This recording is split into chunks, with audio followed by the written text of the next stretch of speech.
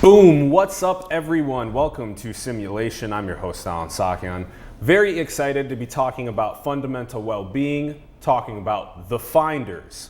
We have Dr. Jeffrey Martin joining us on the show. Hello. Hey, thanks for having me. It's great to be here. Thanks for coming on. All right, absolutely. Thanks for coming down to the conference and doing all those videos. You were like working from 9 to 9. I just kind of left you in your own space and didn't even want to go in that room for fear I was going to interrupt something. You're amazing. The transformative technology ecosystem is one of the most powerful that we've had the chance to be a part of. So we're very grateful that we got to go down there and do interviews. That just happened in November. All of those interviews you guys can find on the channel. They're all labeled with Trans Tech. You can find the playlist. And it's just awesome also, after researching your background, realizing how much you are at the edge of understanding fundamental well-being. For those that don't know, Dr. Jeffrey Martin is a founder of the transformative technology space, a serial entrepreneur, and a California Institute of Integral Studies and Harvard-educated social scientist who researches personal transformation and the states of greatest human well-being. He has authored / co-authored / edited more than 24 books. Most recently, The Finders, which is the first multinational cross-traditional study on over 1,000 plus people reporting to experience higher levels of consciousness. I loved reading the book. We're going to be talking about that in depth. You can find Jeffrey Martin's links below and his Twitter and his Facebook link below. So go and check that out in the book link.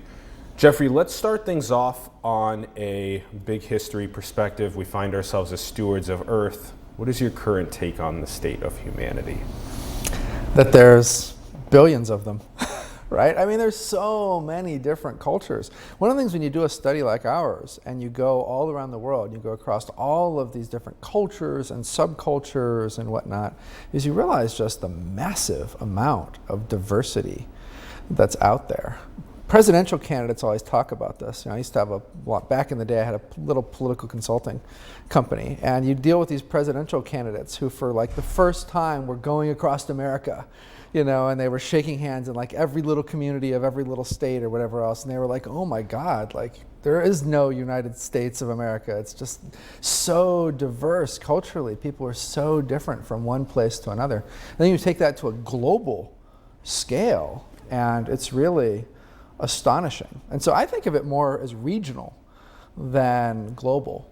And so anyway, so I don't know. It's a good question. I really don't know. I think that's a difficult question to answer. I love how you took us to the 8 billion different human perspectives and their different cultures. Right? Yeah, because you're right that you can go from the middle of the United States and experience something completely different than you can on the metropolitan coasts, the melting pots out there, and furthermore, go to China, go to India, go to South Africa, go to Latin America. It's like a completely different everywhere. Think about the difference between like San Francisco, where we are, and Los Angeles, right? I mean, in San Francisco, you go into the richest neighborhoods and there are like the dumpiest beat up Priuses and stuff that people are driving, right? You go to Los Angeles and if your car is more than a year old and it's not spotless in how it's shining and you don't have a certain polish, I mean, it's just like it's inconceivable how different these two worlds are, and they're 7-hour drive apart from each other on the left coast or whatever, as people say, right? And so even just that level of diversity is kind of astonishing. Yeah, the diversity of social stratification as well, just a couple miles away from that area in Los Angeles and that area in San Francisco that you're talking about, these richest areas. Again, totally we different. have the highest levels of homelessness. Yeah. Yeah. Absolutely. Yeah. And all different culture, right? Yes, and all the way to where humans are still using jerry can gallons and walking to wells to get water. Totally. Versus a faucet. So there's this is very different in terms of perspective. It's important to get behind the eyes of as many perspectives as possible to have a comprehensive view on the world. That's what we did for so-called higher levels of consciousness. I really wanted to know what's the truth about these things at the core. And unless you get that 30,000 foot view and then visit a bunch of places that you're flying over, You know, you really can't get it. You've got to, you know, so many people insist, oh no, it's this, or oh no, it's that, or oh no, it's this other thing. But it's like going to, you know, a rich area in San Francisco versus a poor area in San Francisco. They both have this reality they consider totally the truth, right? And then to LA, totally the truth in Hollywood Hills versus Santa Monica even, you know. So it's just, it's one of those things where I think you have to get the diversity of perspective in order to get down to the real heart of the matter. And that's the only thing that we were really after in all of our research was what's at the heart of the matter? How do we pull out what's at the absolute core of this experience? I don't want, you know, it was for me, right? I didn't want to be fooled because I was 12 years ago or so, you know, fairly successful, but kind of average in terms of happiness. You know, I wasn't depressed or, you know, I didn't have some sort of massive existential crisis going on or something like that, but it just seemed like I was working an awful lot and I'd done an awful lot of the stuff that people had told me that I should do. And yet I seemed like there were people that were a lot happier than I was that weren't doing any of that. And you know, there was a puzzle there. I didn't want to keep doing the same thing for the rest of my life, right, and get the same mediocre result in terms of my moment-to-moment well-being. So this whole thing, this whole study, all of it was just for me. And so I did not want to have the wool pulled over my eyes. I did not want to go out and just believe the first, second, third, fourth, fifth, 10th, 12th population of people that were insisting, oh no, this is what truth, this is what it is. You know, I wanted to scoop in as much of that as I possibly could, strip all of the stuff that wasn't common off the top of it and say, what is the deeper reality here that you need to go after? Yes, yes, and this is great. You give us this perspective of going in behind the eyes of so many people that are experiencing these states of fundamental well-being, and then you're doing that meanwhile retaining a 30,000-foot perspective over what's happening, finding the commonality, writing about it in the finders. Let's talk about your journey that led you to become who you are today. So this was actually very interesting when I learned that it's been 11 years now as a director at the Center for the Studies of Non-Symbolic Consciousness, as well as a myriad of other things. And longer than that for the study because we didn't start the center right away. You know, I didn't have an understanding of the political landscape of the academy when I was first starting out, and so I didn't know that it was a good idea to start a center or to start a sort of a core brand, if you will, within the academy that all the little things would lead back to. And so really it started in 2006. And it actually started even before that, because the book, The God Formula, came during a previous period of research. And people will ask me about that research, and it's been so long now that I kind of have to watch my old YouTube videos and stuff to even sort of remember what our findings were, you know, and they're not like that super interesting to me like they were back then, because I'm just in a different place, you know. But if you think about that research effort, it was a very, I think, kind of commonsensical research effort, because what I basically did was say to myself, well, there's a ton of people trying all of these self-help products.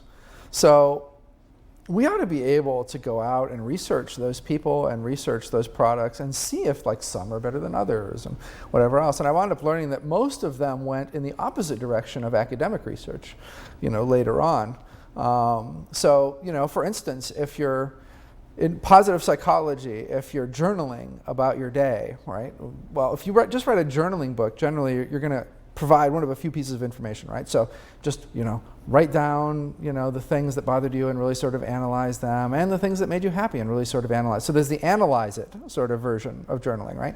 And then there's the relive it version of journaling, right? So just the story, you're reliving the story while you're writing that down. But it turns out that neither one of those are necessarily ideal. So if you're journaling about a negative event, best to analyze it. If you're journaling about a positive event and you analyze it, you'll probably make yourself less happy. Interesting. If you relive a positive event in your journaling, you'll make yourself more happy. If you relive a negative event, less happy, right? And so there were nuances like that in the scientific literature that were just sort of missed oftentimes by the public authors, you know. And fortunately now we've had people like Sonia Lyubomirsky, Tal Ben-Shahar, you know, these sort of Richard Wiseman, you know, hardcore sort of researchers in the academy that have published books, but their books are less popular. than other people's books because they're not out there promoting them all the time, and that's not what they're rewarded for. They're basically punished. If you're in the academy, you're punished for writing a popular book because your department says, why aren't you writing more peer-reviewed papers? Right? That's what we're ranked on as a university, right? Every minute that you're not writing peer-reviewed papers, our ranking's going down. Our ranking could have been higher, and so it's this weird system sort of out there. So I made a pass through all of that, and the research in that was fantastic, and it really left off right at the door to fundamental well-being. It was like there was this whole batch of sort of a progression that somebody could make in that self-help literature if they did it right.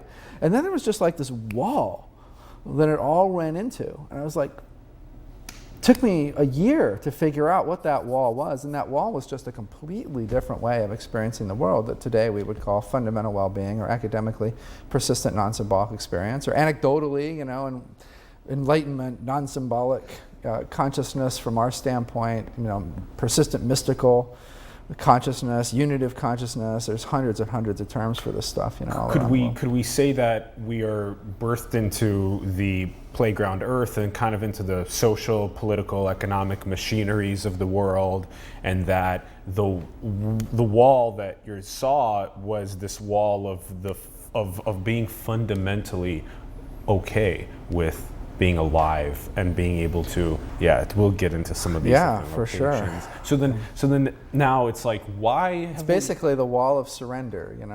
There's just before that, from a modeling standpoint, when we were modeling all of that back in the day, there was a lot of release type stuff, very active in the mind, psychological release type of stuff, EMDR and WHEE. Standing for? These are, we don't have to get into too deep into these, but like EMDR is sort of the standard today for getting around PTSD, and it deals with, it's a little complicated, so we'll let people Google that one. Okay. But that was all, release, and I didn't draw a distinction at that time in my mind between release and surrender, and one night I was having dinner at my hometown, Peoria, Illinois, with my mom. And I was telling her where I was at, and I was telling her I was kind of frustrated with the research, and I hit this limit, and I'd been able to take people so far in terms of their well-being, but then they just sort of plateaued, and they kind of hit this wall, and it would sort of even go back down in well-being. And it was like a huge setback from a research standpoint for me. And she's like, and she basically said, it was so cute, she was like, well, honey, release is not the same thing as surrender. And it was just like, boom. And then I found out that she experienced fundamental well-being, and she thought everybody did. She was Christian, she was very Christian, and when she asked Jesus to come into her heart, she had this profound transformation. Her mom had the profound transformation when she asked Jesus to come into her heart. And so she just had this expectation that when she went to church, everybody who had ever asked Jesus to come into their heart, if you think about it, they're all praying the same prayer, singing the same. It sounds kind of like everybody experiences it. She didn't realize that she was like one of the lucky, 0.25% or something that had a profound sort of transformation, and that her mom was lucky too. And so she thought, when I was living in Hong Kong at age 4 or whatever, and we were driving up the hill to go to our place, when I said, Mommy, I'd like to ask Jesus to come into my heart, she just assumed that like from age 4 on, I had the same thing she had. And then everybody had this thing that was a Christian and whatever else. She didn't understand, the academic research, we call it a successful conversion experience when you have something like what she had, right? Which is a term from 100 plus years ago. Totally. Versus just being able to have all that is be right there with you in your heart. And that's, your number, it's 0.25%, 1 out of 400 people. That seems like crazy and so the word surrender, so you're getting to the fundamental well-being plateau, let's say, or the wall, and then the word surrender gives you the continuation. Totally, just opened up this whole other way of thinking, and it just hit me like a ton of bricks. I was like, oh my God, of course, that's it. We have what would we do without our moms? What do we do without the moms? We love them so much. Yes, Ron, you have thoughts? Like a ton of bricks? Come on. Can't you come up with anything more original? Probably not. How academics are. Okay, now, so I want to show some of the images that we have of you also being with. Here, you're actually so you're doing two things. You're not only are you logging what they're experiencing in a written and an oral way, but you're also taking neural activity with EEGs. And what are you finding when you're dealing with the states of fundamental well-being and the neural activity? That's a great question. And what we basically find is a kind of a reorganization of the brain. You would think of it that way, right?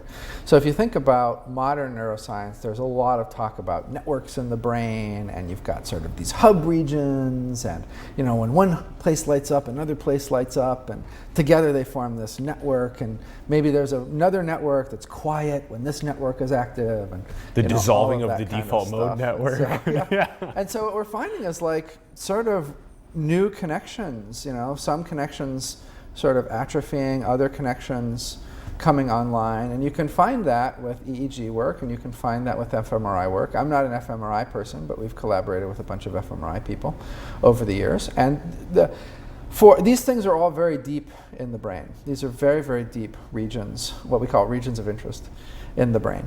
And so that prevented a lot of progress, really, for many, many years, because if you don't have an fMRI machine that has real-time feedback capability, where you can sort of take a picture of your brain and then circle a spot and then put a bar on a screen and say, okay, make the bar go up. When you finally figure out magically somehow how to make the bar go up, you increase or decrease activity, whatever the bar is set to do, to provide feedback for you for. If you think about that, that is like, impossible for you to get access to, right? For the average person, like how are they really going to get access to that type of equipment, especially back then when we were starting around 2008, 2009, 2010. There weren't that many systems that were even set up for that. They were very, very rare. They were booked solid by researchers, all of that. But even with EEG, you've got to have a high density amount of electrodes, what we call, basically a lot of electrodes on the head. So as much as I love TransTech products like Muse, and I think Muse is amazing, and they push the window forward, and they've basically got a 4-electrode EEG system to do the kind of stuff we need. It's got to kind of look like what's on the screen right now. And this is 48?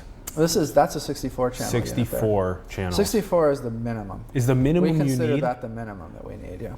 And if we were just targeting one area, we could shorten it down to maybe 30, and just pick the right 30 that could triangulate one spot, but we don't need that. And so, nobody's going to know. I mean, you can barely put this thing on your head yourself if you try, right? There are a few people at the companies that make them that have gotten good over the years at putting these things on themselves just to test the units or whatever. But I mean, realistically, you got to have somebody put the thing on you. You've got to have somebody running the software. It's a thing. You need conductive gel. You need to get the electrode near the actual skin, past the hair. Yeah, and we use saline headsets, and so we use saline, as a because, solution. If you have a 64-channel headset with gel, research subjects don't come back. They're like, I'm never doing that again.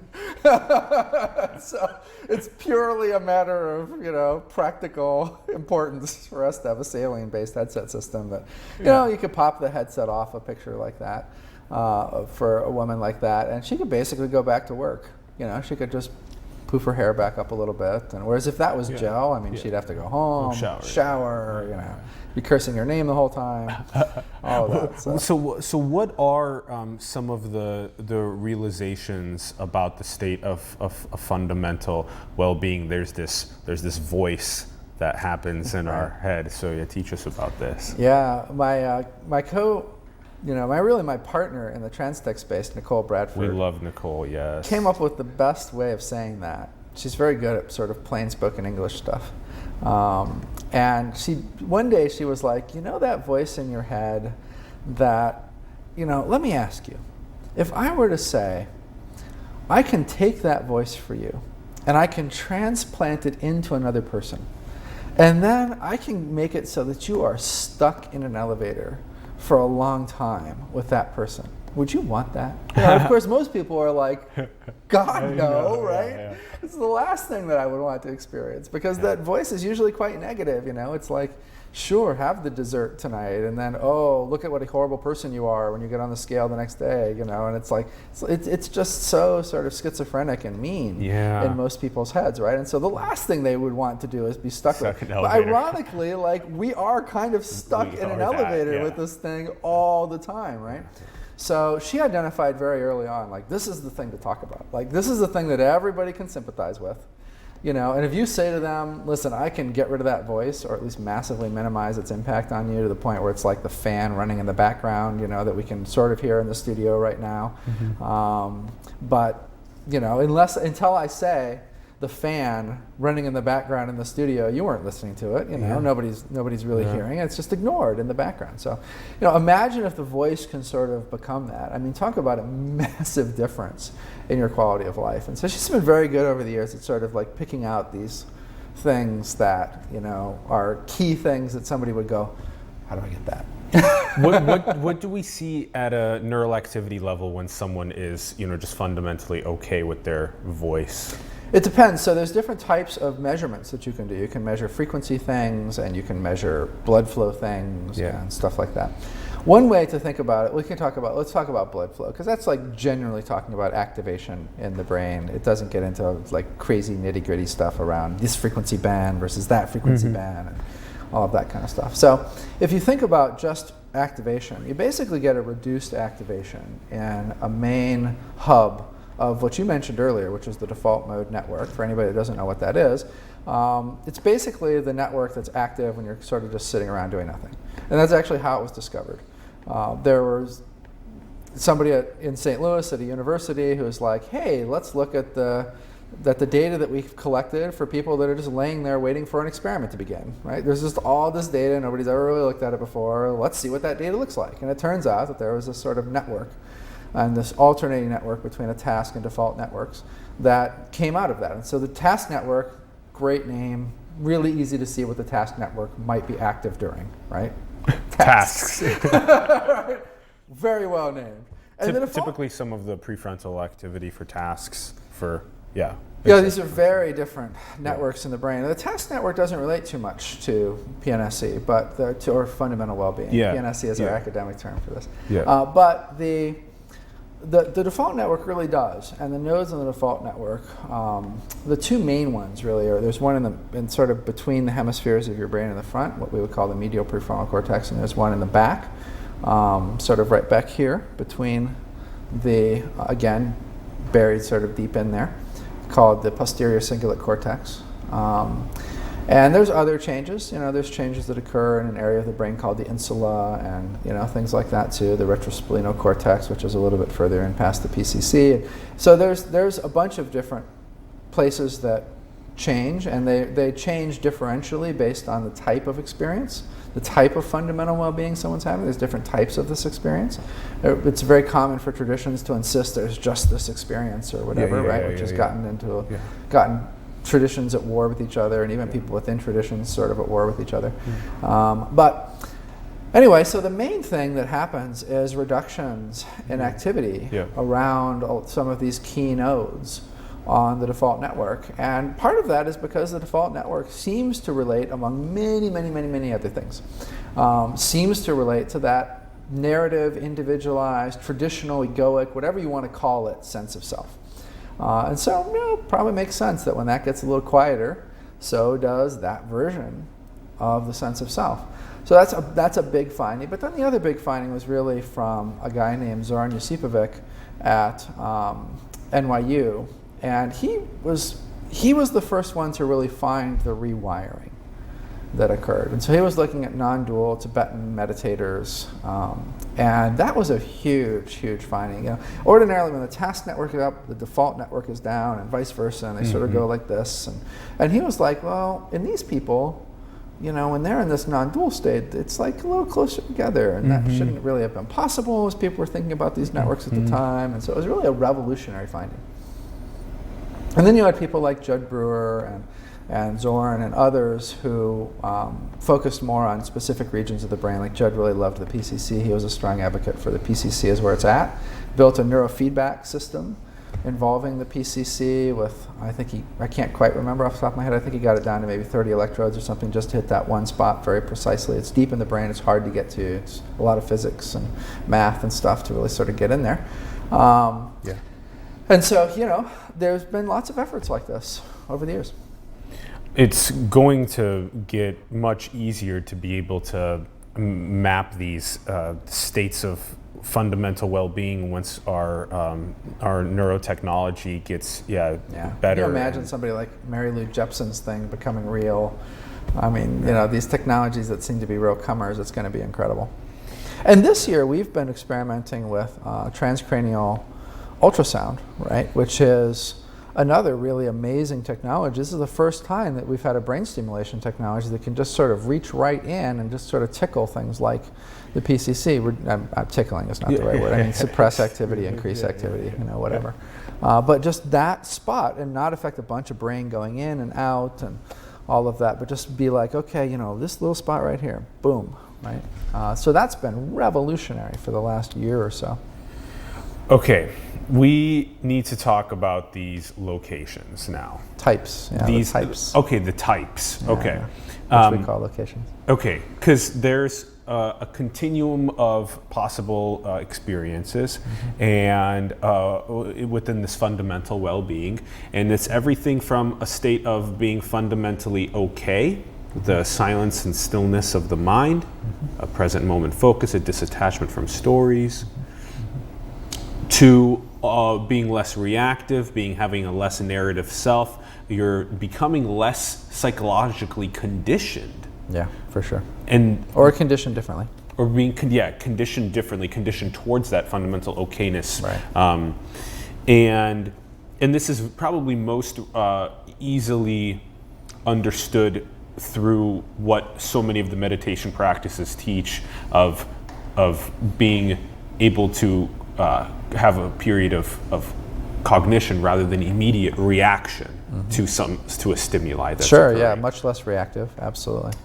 So you're less with the conditioned psychology that you've had of immediately reacting to something versus taking a breath, sitting back, observing. Right, exactly. And if we walk through these, if you think about, so we call them locations on a continuum. If you think about a number line as kind of a continuum, because it seems like we're talking about the same thing. It's all somewhere in the family of well-being experiences, right?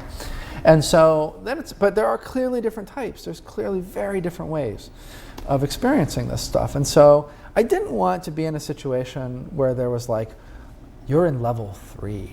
Yeah. But I'm only in level 2, right? So I wanted to avoid that type of thing because I don't think that's legitimate. It might be legitimate in terms of the depth of fundamental well-being you're in, but so what, right? Being more relaxed is, let's just take it outside of fundamental well-being. Let's say there's a continuum of relaxation, right? Well, for some people, like let's say I'm retired, right? And maybe I'm getting into my late 80s like my dad is or whatever, right? And it's okay for me to sit around in deep relaxation all day long, right? On the other hand, if I'm a firefighter and I'm still working, is a state of deep relaxation what's most appropriate for my life in all moments and times, right? And so why should you say, well, gosh, I'm so sorry that you're only at a level 2 of relaxation. That's, oh man, there's level 4, man. Yeah. You should get to level 4. It's amazing the relaxation at level 4, right? And you're like, well, yeah, but I'm going to burn to the ground fighting a fire if I'm in, level 4 of relaxation. It doesn't fit my life, right? And so that's really what we saw as we were looking at these different types, is that it was just really clear that some were way more appropriate for certain lives and certain lifestyles and certain cultures even, and belief systems and whatever else than other ones were. And so I thought, okay, we cannot have this be some sort of reinforced hierarchy like has been done for millennia. And then you start thinking to yourself, how do I get around that, right? And so we called them buckets at first to just be very generic, but then people couldn't sort of visualize them as one thing. They visualized them as like these separate sort of buckets, that were sitting out there. So eventually we came up with the idea, okay, it's all one continuum, it's all sort of one thing, but they're just like a number line. They're sort of, and one number isn't, number 3 isn't better than number 2 or number 7 or whatever else, unless you're maybe into numerology or something. But with the rare exception of something like that, right? So, but one that's heavily doing tasks and focused on tasks can find themselves potentially doing one of these deep dives into a state of fundamental well-being, if possible, and that can actually make your tasks much more effective. It can, but it depends on the task, and it depends on the matching of that task, right? And so let's go through them real quick, and then we can do some examples of that type of thing, right? So if you think about location 1, which is the furthest left on a number line, right? And sort of the starting point, if you will, of fundamental well-being. But having said that, you can start anywhere. So people do not start at just 1. They're, in our very first experiment where we were transitioning people to this, trying to get A/B data, not just B data, not just after the person was there data, which is what we got for a long time, but trying to really measure like, okay, what's the before and what's the after for these people. So the first experiment that we did was 6 people, 5 of them finished. One of the people who finished landed in the 4th category of this, the 4th location of this, from nothing, right? I mean, they'd never meditated, they had no frame of reference necessarily for any of this, and it was just like 4. And so that's a great example. His name is Paul, and Paul's a great example of how anybody can sort of pop into any one of these as their starting point, and the starting point can be the finishing point. They can stay in that location forever, and that's totally fine, right? So no judgment around any of this, but just to say location 1 is the furthest left. It's the, maybe the most simple of them all to talk about and describe. The thing about location 1 that you look for more than anything else, and it's going to be true across the whole thing, is does someone have a fundamental sense that things are okay? So all of us, we are raised culturally, I don't know if it's DNA, I don't know what it is, but for some reason, the average human, regardless of seemingly where they are on the planet, has this fundamental sense of discontentment at their core, not a fundamental sense of contentment. Certainly that was true of me.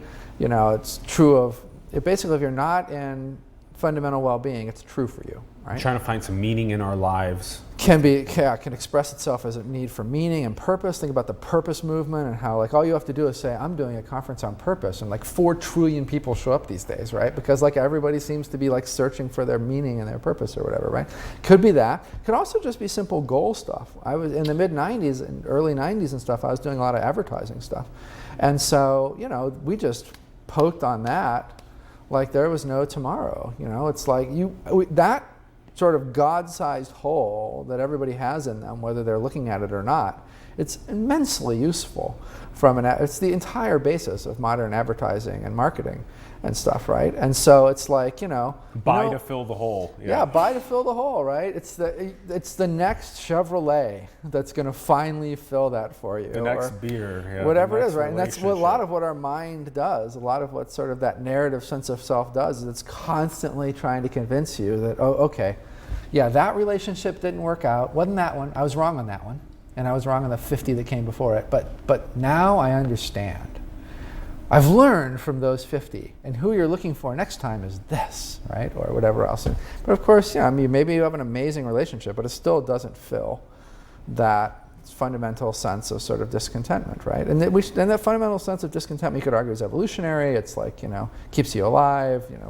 When a bird lands and you're eating outside and you throw it a crumb, it doesn't just peck at the crumb and then be like, oh man, this crumb is so good, and just wait for something to swoop down and kill it. It's peck at the crumb. Okay, what's wrong? Let's see what's going to try to kill me, right? Peck at the crumb, what's going to try to kill me, right? I mean, we're all animals. We've all sort of got that same sort of survival.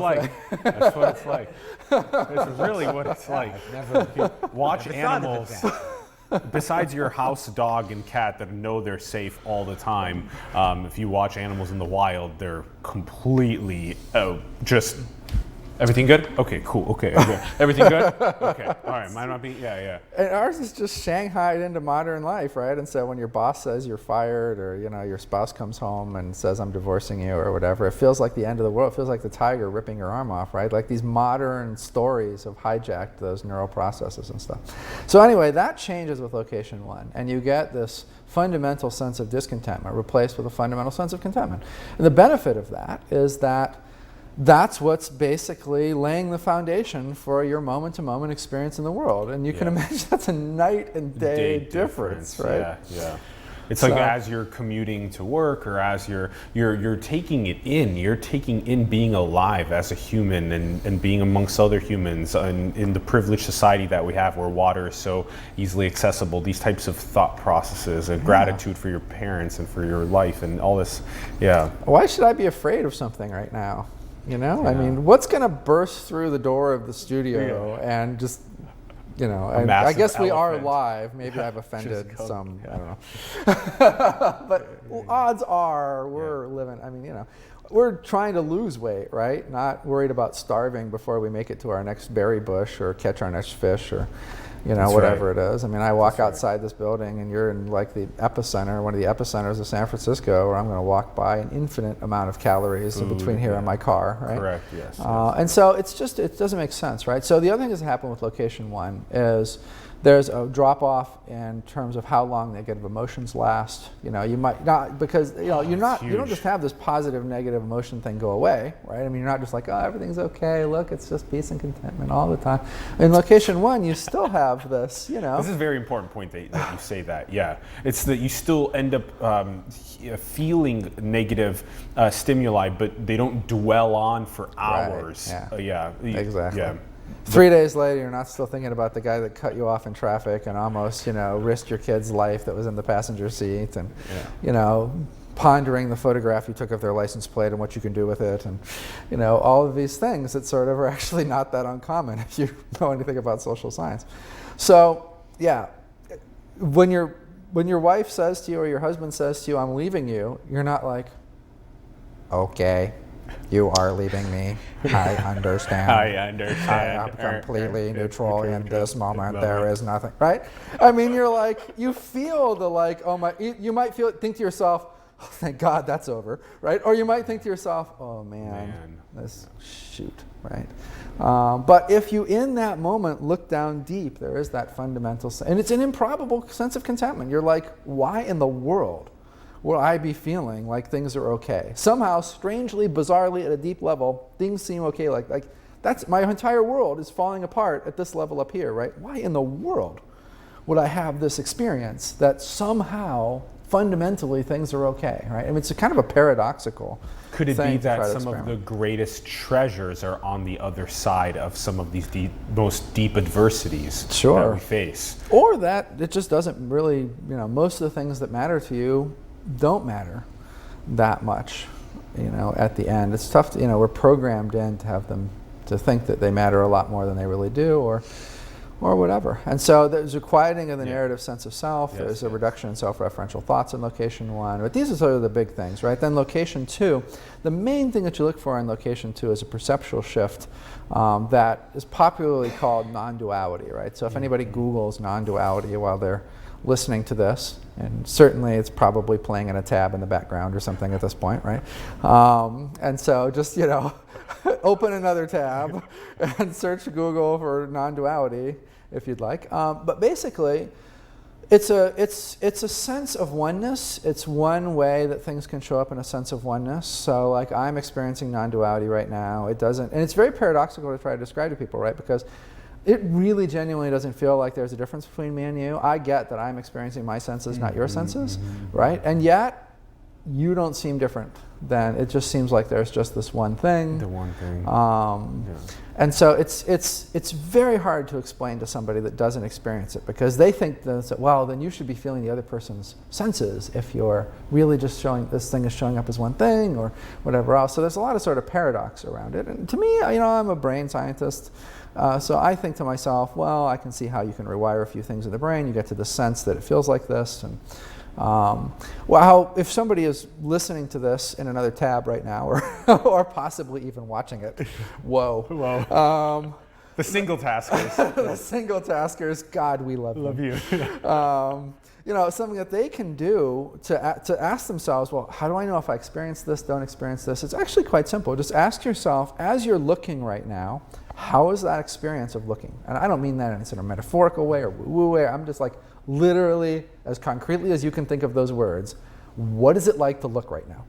And so if it feels like there's something like in and around here that's like looking, like I'm sitting here looking at you, it's like I'm here and there's a clear looking and there's something in here that's seeing you and you're out there and I'm here.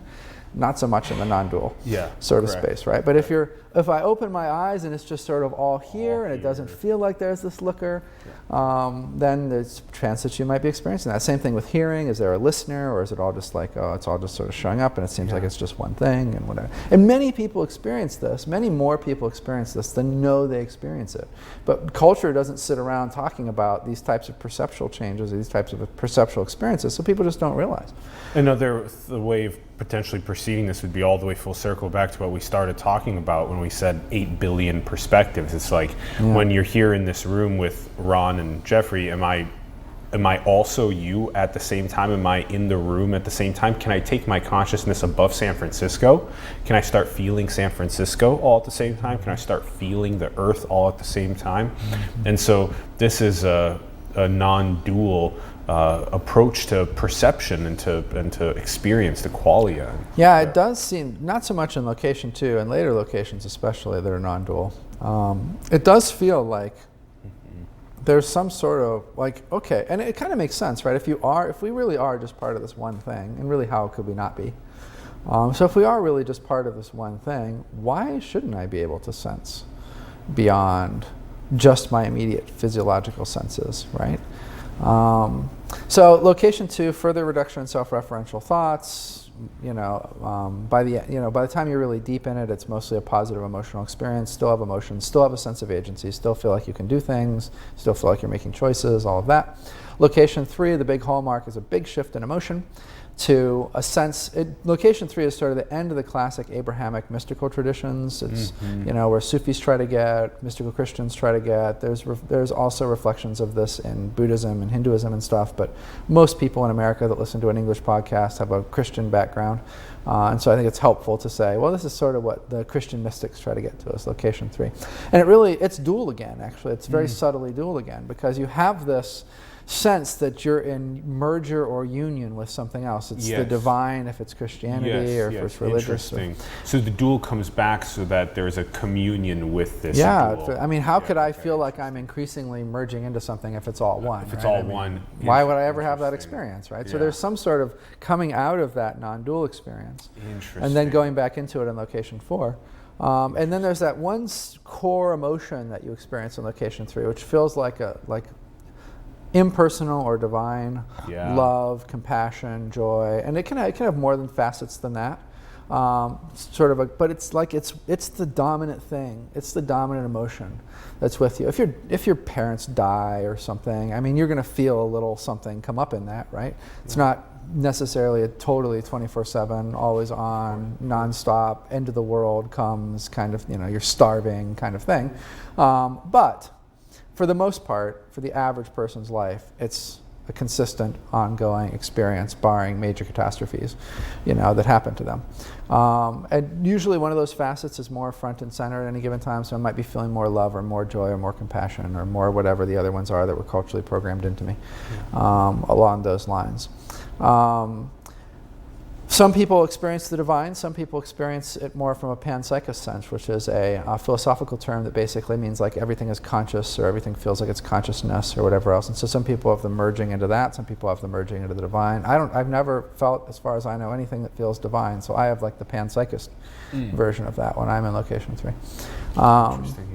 Further reduction in self-referential thoughts.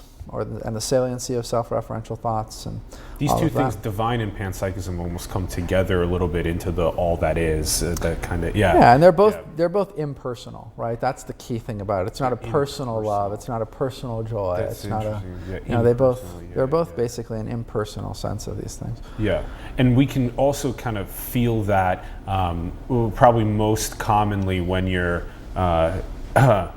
like in the cuddles of your partner, when you're just, and it just feels ethereal, that it's just so profoundly love and compassion and bliss that you're just laying there next to each other in the quiet together. Although that can also Yeah. be for ordinary people the height of the personal version of that, Yeah, that's it. not the Yeah. dispersonal version That's of right, that. yeah. Depends on where you're at on the continuum. That's right. This is very, very important nuance. Yeah, yeah. And then location 4 feels like you've just sort of fallen off a cliff into an alien world. Teach us about this. So their sense of agency goes away. You often, you feel like you can't take a decision. There is no decision maker. There is no action and it's paradoxical, right? Because you're sitting there interviewing someone, and they're clearly like, "I'll have the lemongrass chicken," right? And you're like, "Aha, that's a decision." And they're like, "There was no decision just that was came made there." through It's me. just it just feels like it's just the synchronistic unfolding. Action is happening. Decisions seem to be being made, but internally, in one's experience of this, these things are just unfolding. It's like just sort of the universe continuing to unfold. You're sort of watching it. It's fascinating. It's a fascinating interior experience. No sense of emotion, even love, it goes at that point, and that's what partially brings the alien feeling to it. I often say location 3, if you look at the mystical literature, the mystics and stuff, we haven't read a lot of the mystical literature, so I only know what they tell me. I only sit down with real people. We only research real people. I don't want to have to guess what somebody meant by some sentence in a book. I want to be able to ask you for however many hours I need to ask you until I'm sure I understand the sentence that just came out of your mouth, right? But needless to say, lots of people have used lots of references over the years that resonated with them from different traditions that we interviewed people in, and their books and their scriptures and all that. So one of the things that's interesting about location 4 from that sort of no emotional standpoint is that it goes along with this sense of a complete absence of needing approval from other people. So the word you look for in location 4 out of people's mouths is freedom. It's like everybody has the same word in location 4. It's like, location 3 is awesome. It's probably the peak of classical human experience, right? Yeah. And then location 4 feels like you've fallen off into this alien landscape, Wow. but you are more free and on a scale that was unimaginable at any previous Interesting. location. Yeah, You Ron, know? thoughts? This is just very fascinating. These locations. Yeah, the book's fantastic. The Finders. Okay, so this is actually get the this is so cool. So, all right, let's take an example of something like a free will that is under conversation by philosophers, so frequently neuroscientists even. So then in a location 4, there is no. Yeah, there's free the will. notion of free will is ludicrous. If you're arguing with somebody in location 4 about free will, they're just going to think you're an infant, really, that just doesn't understand the way things really, really are.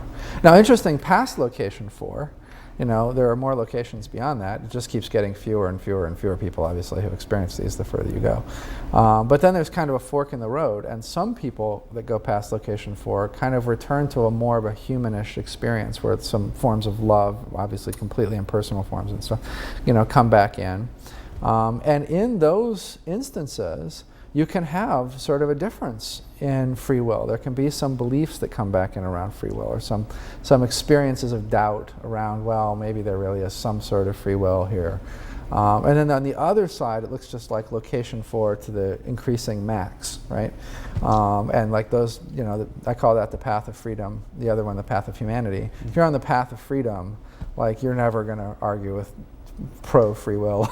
Okay, like free will is in the past, in terms of your experience of moment-to-moment existence. Not from a philosophical standpoint. These are not philosophical debates. to people. These are how their lived experience is showing up for them.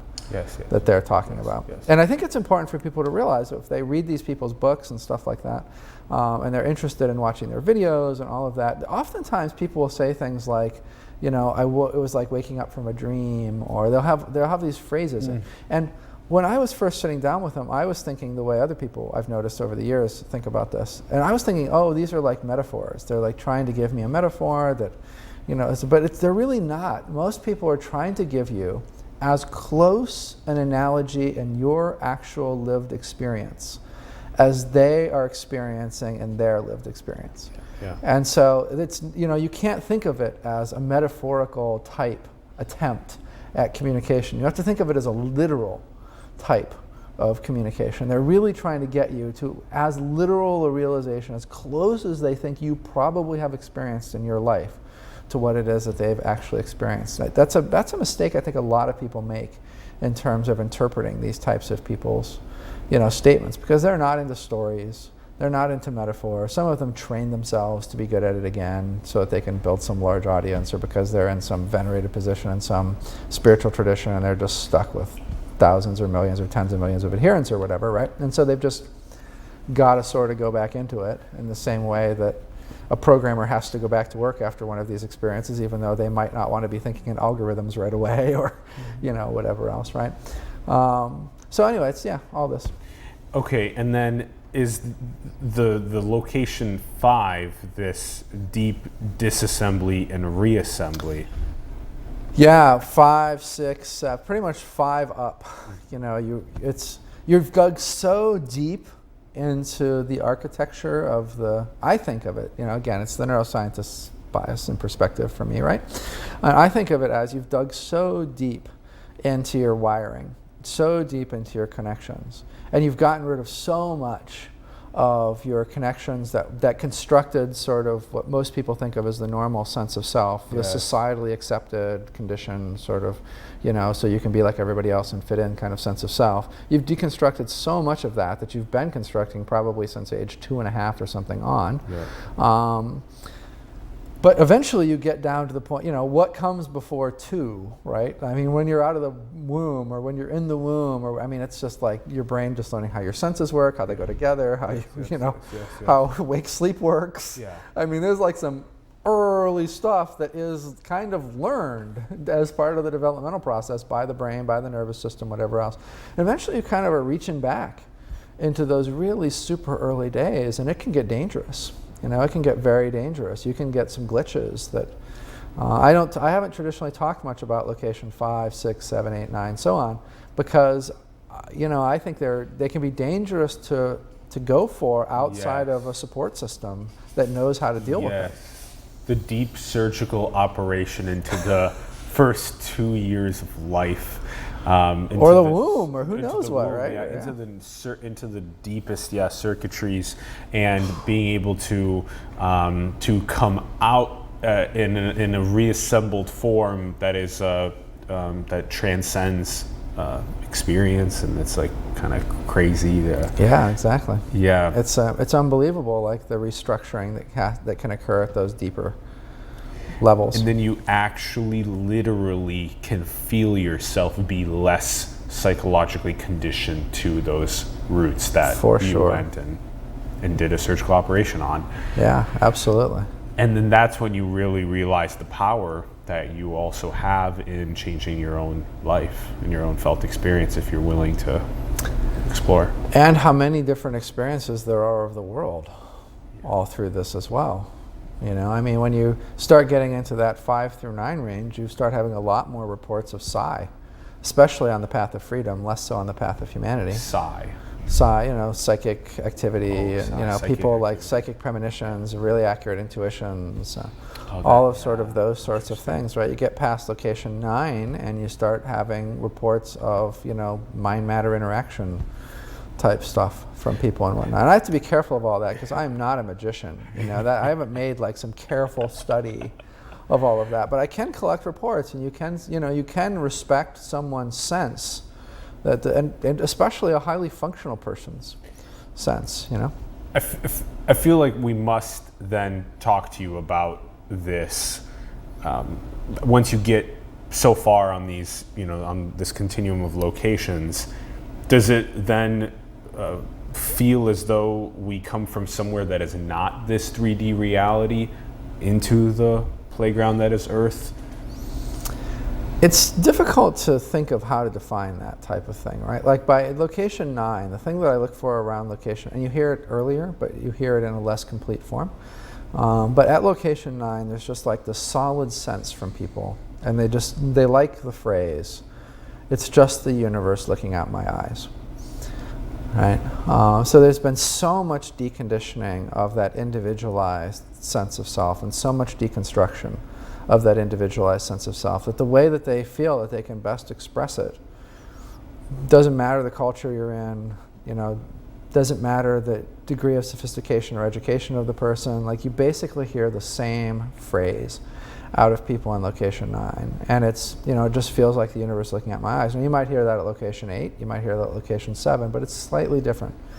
When you dig into it, it's colored a little bit. There'll be a rider on it. There'll be it just feels like it's the universe looking out my eyes and, or but, or, there'll be some sort of context provided around that statement. That context is just gone, right, by location 9. And so is that still part of the physical game, or sort of is the universe just sort of, are you still in the game that you were talking about in your question a minute ago? Or by that point, is that what they're referring to, not what they're referring to? I think it's probably impossible to know unless you're actually experiencing that. And then, if you think about people that are reporting really routine abilities to sort of mess with mind-matter interaction type stuff, manifest things, and stuff like that, which of course is not limited to this population of people. There's all kinds of people who aren't in these, further locations and stuff that claim to be able to do the same types of things, and that have been researched and seem in some cases to be able to do them at least. Is that,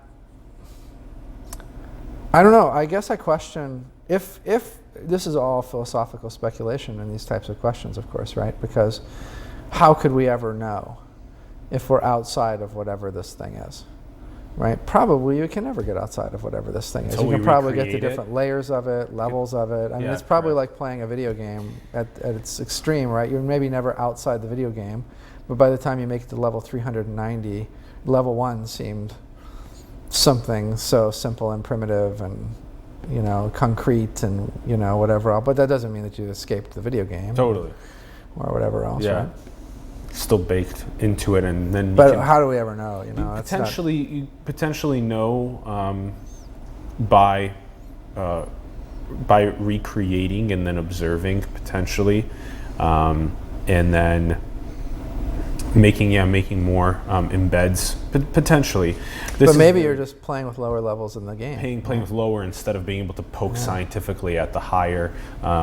It's the ultimate, remembering, and it's a bunch of.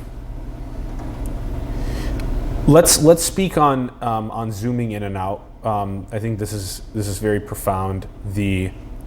When you're finding yourself just relaxing or eyes closed, or at the park or wherever you are maybe, and then all of a sudden someone says your name, there's kind of a trigger in a sense of you to zoom in on a conversation.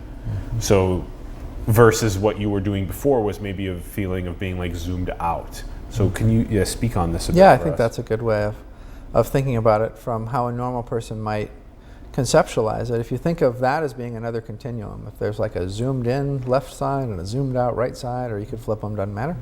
What we're really talking about with fundamental well-being is increasing access to further zoomed out locations on that continuum. And then what that provides you in the zoomed in experience in terms of perspective, or in terms of, Les Lancaster, who's a researcher in the UK, I just saw speaking at a conference actually the other day, he had this great, he noticed these things that I think he called them eye tags. And this were in like the 80s or early 90s or something, where he wrote a paper about this. And what he was noticing is that in sort of people that were in finders, essentially, that there were like these little senses of self, maybe hundreds of them in someone. And that, and they're not just in finders, but they're really sort of, he believed that they're sort of in everyone, and they may very well be in everyone.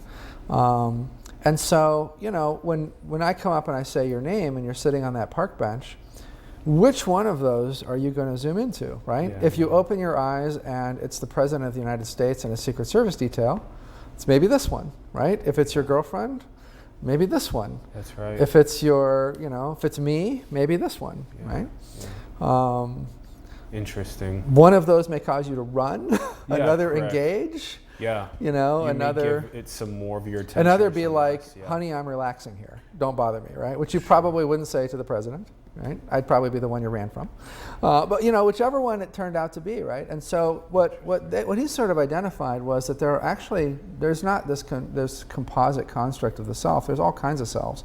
Yeah, And there seems to be a smoothing function in our moment-to-moment experience that denies us access to that knowledge, where it just feels like there's this one sort of self, and there's, I'm like this when I'm with you, and I'm like this other thing when I'm with this other person, and I'm like this, and then there was the 5-year-old me, and somehow, if you think about it, if you just think about it for a second, it's kind of insane that we view this as one composite construct, that the 5-year-old Jeffrey, right, presumably Jeffy at that point, is like the same, so somehow be just magically smeared in my brain to be co-equal and the same as the version of Jeffrey that's sitting here with you in this interview versus the version that's going to be back at the lab in an hour or something, or that was, a friend of mine caught me on the street. You happen to be near an art exhibit that's going on with transformative technology and stuff, and he spotted me from behind. He was walking back from lunch or something, or dinner, and was like, Jeffrey, I was 3 minutes early and then 17 minutes late for this interview because he's like, you have to see what we're up to with AR and all of this other stuff, right? And it was amazing. The version that I am with him, very different than the version that I am with you, right? And so Les called these I tags, which I think was an interesting conceptualization of his. And we found that with people that experience fundamental well-being, because there's something about sort of the deconstruction of that sense of self, and also something about the degree of being able to zoom out and get a new level of perspective, where now, when you zoom in fundamental well-being, to whatever degree you zoom into, there's a lot more awareness about the version of you that you're zooming into. You can choose to zoom in lots of times to different degrees of depth. That becomes automatic in some ways over time. There's like a new, where the average person on the park bench, you open your eyes, that's all automatic, right? You're not thinking to yourself, okay, time to focus on the president now. Hello, Mr. President, I'm increasingly focusing. It's just automatic, right? You open your eyes, oh crap, it's the president. I hope he didn't see my tweets, or whatever or man, I like that person, or whatever the thought is that goes through the average person's head, right? But from a fundamental well-being standpoint, you sort of notice the role that you're adopting. You're more aware of it. There's an automaticity that develops in that over time. There's a lack of self-referential thought, of course, in fundamental well-being, and that means a lack of self-reflection, which means you feel like you're fine as you are, right? So you don't why I don't need self-help classes. Why would I need a self-help class? I'm whole. I'm fine. I don't need to add anything to myself. I don't need to change anything about myself, right? That could not be true. I could be a complete jerk to you, coming across to you. For me, I'm like, I'm perfectly fine. You'll leave the interview and be like, God, that guy was nuts, but I won't sense that necessarily without some sort of external feedback loop that, maybe by the time my 900th girlfriend leaves me in a month or whatever, maybe something's off. Maybe it's not them, right? But so without that self-referential loop, there isn't necessarily a desire to act on these I tags. We'll just call them I tags. I didn't use that term in the book, but we'll just use Les's term. And change them. Some people in earlier locations do have that degree of awareness. They do have enough self-referential thought remaining that they're like, wow, this is really useful. I can tweak this one this way and this one this other way, and oh look, they're all kind of interconnected, and when I change this one a little bit, it ripples through changes these other ones that are sort of like that one, and boy, this is a really effective self-improvement program. Right? By location 4, you're like, You know. We could call this developing out the awareness. Developing out awareness. Yeah, it's a new. Yeah, exactly. It's a new automaticity, a new development Yes. from that standpoint. Exactly. Yeah. Okay. Wow. I feel like, you know, we should mention this right before we ask the couple quick questions on the way out. You have an email. It's support@finderscourse.com, and if anyone is interested in conversing with Jeffrey and the team of the ones that are putting together this material on the Finders, please reach out. Again, that's support@finderscourse.com. Yeah, we were talking before the interview, and I was saying it would be interesting to see like how many people listen to this podcast that are like, wow, they're describing me. Yeah. You know, so that's why we want to give out that address. Like, That's if right. you're like, if you think if we just were curious to know, like, how many people are out there listening to this that are like, "Ooh, that sounds really close to a description of some way." You know, maybe it's location 2 or 4 or whatever it is. Yes. But And this would be a very good way to potentially piece together communities of people that feel this way, and then you don't Yeah. feel so alone. oh, I think that's a very crucial part isolated. of it. You don't feel lonely, right? But you feel more isolated in the world. Yeah, That's yeah. the key differential there. Yeah, yeah. And Okay. those types of people can also go to explorerscourse.com.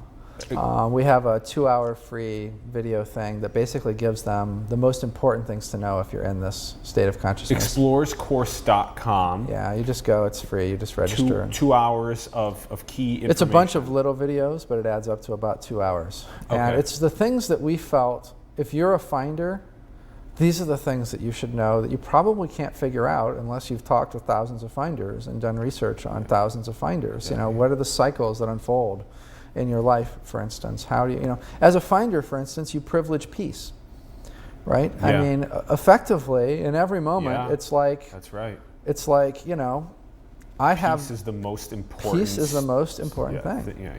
And I think until you say that to some finders, they haven't necessarily put that together.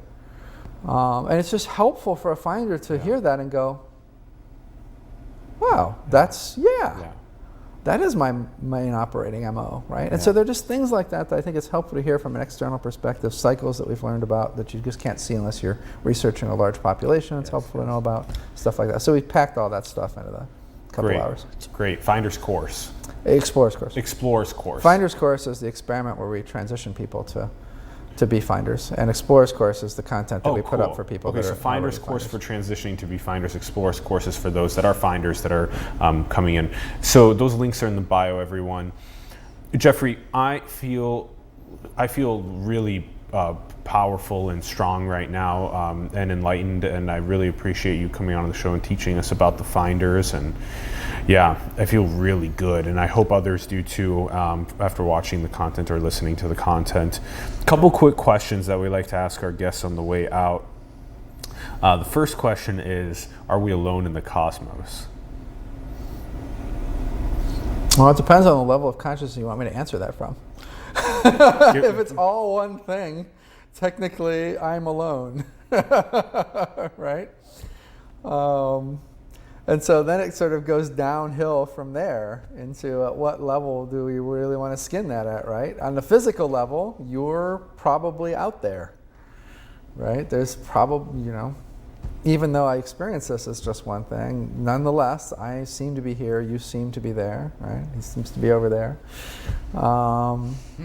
And so, you know, then there's a myriad of things that can be discussed basically between those two bookends, right? Yeah.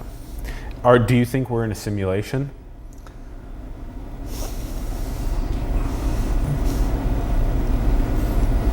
I don't know, simulation, video game. I think it's easy for us to feel that way. But one of the hitches that I think have to keep in mind as humans is that we're interpreting things at any given time through our latest idea of a framework, right? And so like, until recently, the brain was a computer because computers were the most advanced computational thing, right? And so all neuroscientists sort of reviewing the brain and writing papers about the brain and designing our models of the brain and whatever with the brain as a computer. And you know, now we wouldn't really say the brain is a computer. Like we've evolved sort of beyond that. Now you have like quantum consciousness things going in with some brain scientists, and other. But we're sort of stuck in the limit of metaphor, right? And so can you adopt a belief system that says you're in a simulation or you're in a video game or whatever else? Yes. But on the other hand, if you're 100 years from now and there's something way better than a video game that seems to, you'll probably say you're in that. Right? I saw this one thing one time. I've never been able to find it again. But there was one of these UFO societies put out some newsletter or something, and it was sitting on a friend of mine's coffee table 25, 30 years ago. Another engineer from NBC back when I was working in television. And I was waiting for him. He was like having some problems with kids or something, and I was just sitting around waiting for him. And I'm looking for something to read because my mind was really active back then, had to be constantly fed, right? And so here's this UFO thing. Okay, I'm flipping through the UFO thing.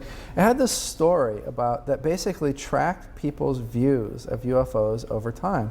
And there were like woodcuts from 17th century newspapers, or I don't know, something like that, right? I'm not a great historian in terms of the printing press or anything, where it was like people would see like tall ships in the sky, right? And then it was almost like this guy had sort of documented culturally how when flying saucers came in, then it's like flying saucers, and it's like, I think we all have to sort of keep in mind how our brains are shaped by these types of notions, Yeah. So yeah, does it feel to me in this moment like it's some sort? I mean, reality does not feel that real. Reality does not feel like it's concrete, like I felt it was before fundamental well-being. Yeah. Right. For sure.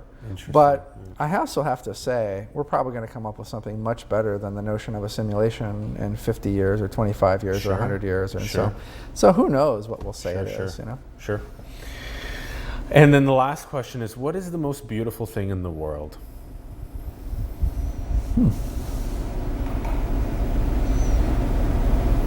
I don't think it has. I don't think there's a way to answer that, because I'm not sure that you can express it in language. It's everything, right? And it's sort of the composite of everything, right? Like your microphone clip is the most beautiful thing in the world, if that's what I'm focusing on. Or, and so it's I don't know. It's if I'm sitting alone in silence, silence can be the most beautiful thing in the world. If I'm looking in your eyes right now, they can be the most beautiful thing in the world, right? I don't know that there's a differentiation there. It's sort of like whatever my attention is on at any given time is the most. Maybe that's the answer. Yeah, that's a good answer. Yeah. I like that one a lot. Wherever the attention is being focused at that moment, it's the most beautiful thing in the world. Yeah. Jeffrey, wow. Thank you so much for coming on. Absolutely. Thanks for having me. Sorry I missed you at the conference. Well, look at how much more, being Yeah, able to this have, was yes. probably a lot more. And I've had more time to build out my structures of perception and reasoning. So, and and the Finders came out. So this is good timing. Yeah, the Finders came out. So it is good timing. It is great timing. Everyone, check out the Finders. The link's below for that. Check out Jeffrey's website also. Remember, if these experiences felt something like something that you experience, what we've been describing, email support@finderscourse.com. Huge shout out to Ron Vargas. Thank you very much for producing and directing. Thank you, Ron. We love you very much. Thank you. And thanks everyone for tuning in. Give us your thoughts in the comments below. We would love to hear from you. We would also love for you to share these types of conversations with more people. Go and talk to your family and your friends and your communities online about these conversations that we were having today with Jeffrey. And also support the artists and entrepreneurs and organizations that you believe in around the world to help people with their actualization. Simulations links are below. Help support us, help us grow. And go and build the future, everyone. Manifest your dreams into the world. We love you so much. Thank you for tuning in, and we will see you soon. Peace.